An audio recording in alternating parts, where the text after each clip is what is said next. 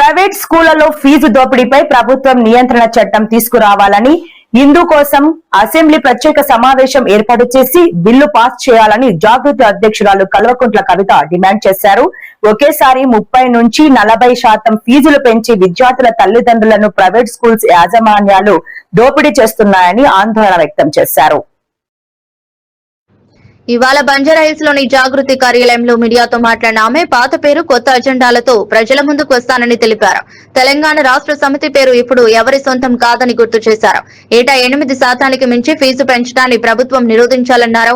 April కూడా రాకముందే private schools 25 నుంచి 30% ఫీజులు పెంచుతున్నాయని, ₹1,00,000 ఫీజు ఉంటే ఇప్పుడు మరో 30,000 భారం కాబోతుందన్నారు.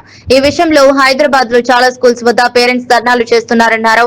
ప్రతి నెల ఫీజు తీసుకోవాల్సింది పోయి ఒకేసారి 60% ఫీజు కట్టాలంటూ ఒత్తిడి చేస్తున్నారని, దీని కారణంగా పేద మధ్యతరగతి కుటుంబాలపై భారీగా భారం పడే పరిస్థితి వచ్చిందన్నారు. అర్జెంటుగా అసెంబ్లీ సెషన్ నిర్వహించే ఫీజు నియంత్రణ కమిటీని వేయాలని డిమాండ్ చేశారు. మొన్నటి విద్యా కమిషన్ రిపోర్టు చెత్తగా ఉన్నప్పటికీ అందులో ఏటా ఫీజును 7 నుంచి 8% పెంచుకోవచ్చని సూచించింది.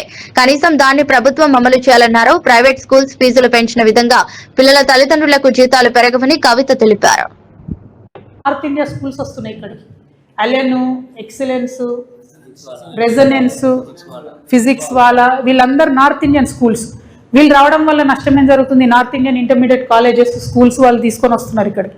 నష్టం ఏం జరుగుతుందంటే టోటల్ ఫ్యాకల్టీ వాళ్ళు ఓన్లీ నార్త్ ఇండియన్స్కే జాబ్స్ ఇస్తున్నారు. రిసెప్షనిస్ట్ దగ్గర నుంచి బాత్రూమ్స్ క్లీన్ చేసే వరకు కూడా వాళ్ళు ఓన్లీ నార్త్ ఇండియన్స్కి అవకాశాలు ఇస్తున్నారు. మరి మన తెలంగాణ లెక్చరర్స్ ఎటు పోవాలి? తెలంగాణ టీచర్స్ ఎటు పోవాలి? తెలంగాణ వాళ్ళకు ఉద్యోగాలు కావాలన్నా వద్దా? ఈ విషయంలో ప్రభుత్వం ఏమైనా స్టాండ్ తీసుకుంటుందా, తీసుకోదా? ఒకవేళ అందులో ఉద్యోగాలు మన వాళ్ళకి ఇవ్వకపోతే వాళ్ళకి పర్మిషన్ ఇవ్వకండి. మీరు ఎందుకు ఇస్తున్నారు పర్మిషన్? ఈ ఇయర్ పర్మిషన్స్ ఒకసారి లిస్ట్ మేము త్వరలో బయట పెడతాం. టోటల్ నార్త్ ఇండియన్ స్కూల్స్కే పర్మిషన్ ఇచ్చారు. తెలంగాణ వాళ్ళు ఎవరైనా అప్లై చేస్తే ఇస్తలేరు. ఇవ్వచ్చు కదా, తెలంగాణ ఉద్యమకారులకు ఇవ్వండి, తెలంగాణ యువకులకు ఇవ్వండి. వాళ్ళు పెట్టుకుంటారు ఒకటో 2 కాలేజీలు, వాళ్ళు బతికిపోతారు కదా. ఎందుకు నార్త్ ఇండియన్ లాబీని మీరు ఎంకరేజ్ చేస్తున్నారని చెప్పి నేను ప్రభుత్వాన్ని డిమాండ్ చేస్తూ, ఇప్పుడు స్కూల్స్ ఎస్పెషల్లీ కార్పొరేట్ స్కూల్స్తోని విషయం ఏంటంటే దాదాపుగా మీరు ఏదైనా ఒక మనమన్న ఈ 2 పేర్లలో చైతన్య నారాయణ తీసుకుంటే ఒక్కొక్కరి దగ్గర 1,00,000 మంది స్టూడెంట్స్ ఉన్నారు. 1,00,000 నుంచి 2.5 లక్షల ఫీజు వసూలు చేస్తున్నారు.